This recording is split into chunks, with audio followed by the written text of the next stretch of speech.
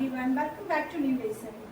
Guys, today's topic is could have and should have में difference क्या होता है.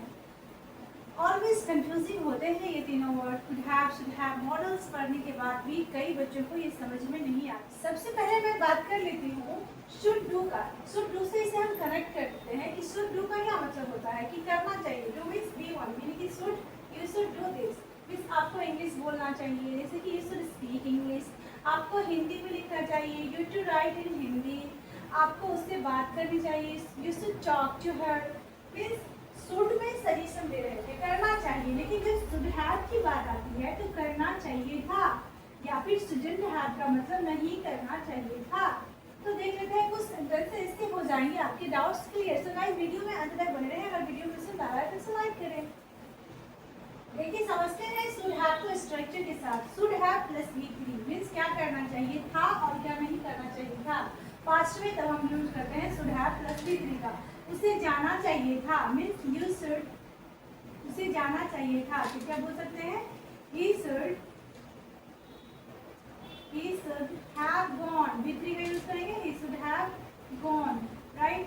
आपको पहले बताना चाहिए था. मेरे साथ साथ गाइस आप भी प्रैक्टिस करें इसे फॉर्म करने का सेंटेंस इंग्लिश में, फिर आपकी प्रैक्टिस हो सकती है और आप बोल भी सकते हो. आपको पहले बताना चाहिए था. हम फॉलो करेंगे इसे तो क्या लिख सकते हैं you should have told before या फिर अर्लियर.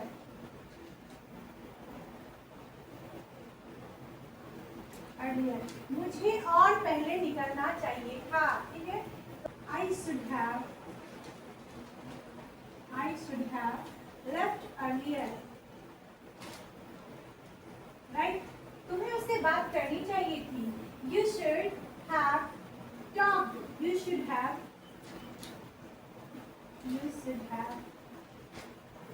talked to her. अब सीख लेते हैं could have and couldn't have का यूज. क्षमता थी पर किया नहीं. जब हम could have का यूज करेंगे तो क्षमता थी पर किया नहीं. बट couldn't have का जब यूज करेंगे तब असंभव था, कर ही नहीं सकते थे. देखते हैं जैसे उसने यह काम, यहाँ पे पहले से देखते हैं ये couldn't वाला है. मैं नौकरी कर सकती थी पर मौका नहीं मिला. I could have worked but didn't get chance. Right. Means I could have worked. यहाँ पे देखिए could have के बाद V3 यूज होता है. I could have worked. ठीक है. मेन स्ट्रक्चर आपका यही है. मैं सेंटेंस यहीं पे ध्यान देने वाली बात है कि could have का यूज कहाँ हो रहा है. मीन्स मैं ऐसा कर सकती थी, की नहीं कर सकती थी. ठीक है. पर मौका नहीं मिला. But I didn't get chance. मैं BPSC की परीक्षा पास कर सकती थी. जी हाँ, मुझमें एबिलिटी थी बट किया नहीं. क्यों नहीं किया. But I ran out of it. मेरी उम्र ही निकल गई. राइट. तो I could have passed the BPSC exam but I ran out of age. मेरी उम्र निकल गई थी. Right. I could have passed.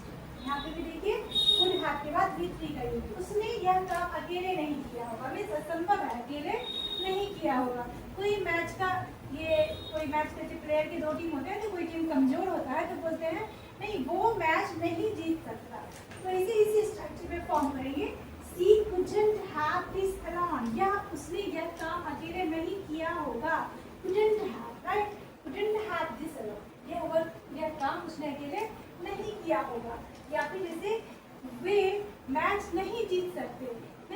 they couldn't have won the match. इस तरह से. राइट. तो couldn't का यूज and could का यूज. कहाँ could have and couldn't have का यूज हम कहाँ करते हैं ये आपको क्लियर हो गया होगा. राइट. तो आगे बढ़ते हैं. अब हम could की बात करते हैं. would have या wouldn't have का यूज हम कोई काम करते या फिर नहीं करते के अर्थ में किया जाता है. हाइपोथेटिकल सिचुएशन यानी काल्पनिक स्थितियों के लिए, काल्पनिक स्थिति इमेजिनरी सिचुएशन के लिए हम इसका यूज करते हैं. हाइपोथेटिकल सिचुएशन मतलब काल्पनिक स्थितियों के लिए करते हैं. जैसे काश की कोई काम ये किया होता. राइट. तो इसमें देखते हैं कोई काम करते would have या फिर नहीं करते wouldn't have. नहीं किया होता. I would have helped you. Means मैं आपकी मदद किया होता. जब सोच रहे हैं, इमेजिन कर रहे हैं कि मैं मदद किया किया होता, बट किया नहीं है, बस सोच रहे हैं, इमेजिन कर रहे हैं, राइट। तो वुड हैव के बाद हमने V3 का यूज किया, तो इसका structure would have plus V3 या वुडंट हैव प्लस V3। मैंने आपकी मदद नहीं किया होता, आई वुडंट, यहाँ पे इस तरह से हम I wouldn't have helped you, मैं आपकी मदद नहीं किया होता। अगर तुमने मुझे बताया होता तो मैं नहीं जाता। If you had told me, I wouldn't have gone. अगर आपने मुझे बताया होता तो I wouldn't have gone, मैं नहीं जाता, है ना। जब नहीं जाता के अर्थ में या फिर जाता के अर्थ में ये सेंटेंस बनता है इमेजिनरी, इमेजिन करते हैं कि ना ही उसने बताया और वो नहीं गया, इस बोल रहा है कि मैं जाता ही नहीं।